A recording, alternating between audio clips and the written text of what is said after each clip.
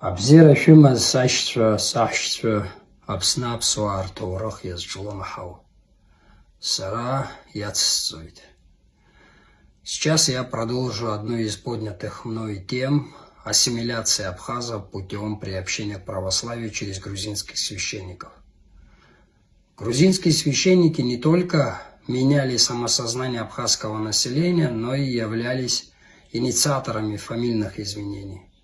Например, в чисто абхазском селе, в Губском приходе, священником служил некий Николас Саджая, и записи в метрических книгах за период с 1871 года по 1882 год он производил на грузинском языке с изменением фамилий на мигрельский лад. Так Кабба стали Каббая, Хинтба – Хинтубая, Зохба – Зохубая, Ашуба – Ашибая, Атлиба – Адлибая и так далее. Но в 1882 году священником этого прихода был назначен Петр Анатольевич Астамурович, Плия, абхаз по национальности. В течение 6 лет службы он в церковных книгах, где отражались крещение, бракосочетание, смерть прихожан села, практически без изменений фиксировал абхазские фамилии: Зухба, Хинтба, Джинджалба, Бганба, Атарба, Кабба, Шамба, Амджба, Нанба и Хаджимба и так далее. С появлением на эту должность нового священника, грузина Паришвили, абхазские фамилии вновь стали подвергаться искажению.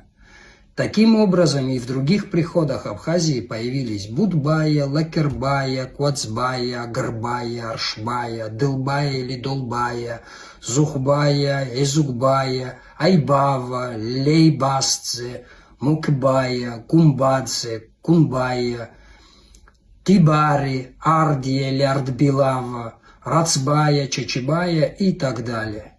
Некоторые фамилии не просто искажались на мигрельский манер, но и немало таких, которые менялись до неузнаваемости или вообще были заменены грузинскими. Хочу привести один пример фамилии Анкуаб, как она была превращена в Миквабия.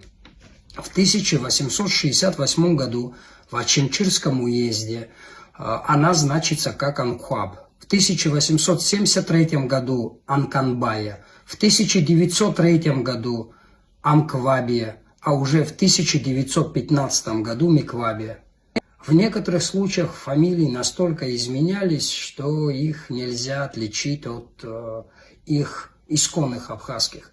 Например, некоторые носители фамилии Браскил стали Булискерия, Шакрыл – Шакербая, Шария, либо Шакая, Чаабалархо – Сотискуа, Сотишвили, Иналипа – Иналискуа, Иналишвили, Алхарба – Мерцхулава, Цимцба, Сергинава, Чанба и Сава. Против такого произвола выступали не только абхазские, но и грузинские деятели. Например, известный Константин Мачеваряни критиковал грузинских священников и называл их культуртреггерами. Он оправдывал возмущение абхазов против священнослужителей церкви. Известный грузинский общественный деятель Яков Гагибашвили, пропагандист заселения Абхазии мигрелами на опустевшие абхазские земли, в то же время в 1907 году писал о недопустимости со стороны сухумских грузинофилов искажения и смены абхазских фамилий. Но, к примеру, Дермит Гулия в 1912 году с возмущением отмечал: